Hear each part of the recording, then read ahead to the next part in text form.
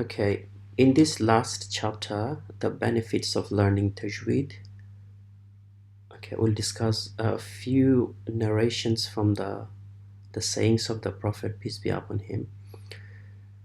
The first one is the Mu'mineen Aisha bint Abi Bakr radiallahu anha, who is the one of the wives of the Prophet, peace be upon him, and also the daughter of the first Caliph, the Abu Bakr. She said, the Prophet sallallahu alaihi wasallam, peace be upon him, mentioned, verily the one who recites the Qur'an beautifully, smoothly and precisely, he will be in the company of the noble and obedient angels. And as for the one who recites with difficulty, stammering or stumbling through its verses, then he will have twice that reward. It mentioned in the two collection of the sayings called Al-Bukhari and Al-Muslim.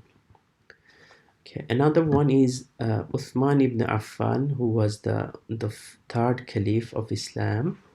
He said, the Prophet sallallahu alaihi wasallam said, the best of you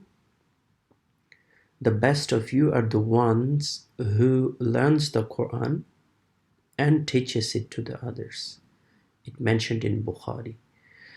Another one, there are 10 rewards for each letter you recite from the Quran. The Prophet, peace be upon him, said, whoever reads a letter from the book of Allah, he will have a reward, and that reward will be multiplied by 10.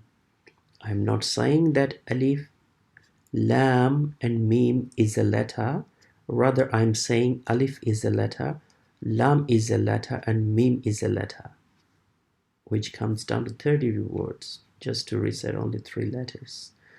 It mentioned in the Tirmidhi, a book of the collection of the sayings. The last one, the Quran will lead you to paradise.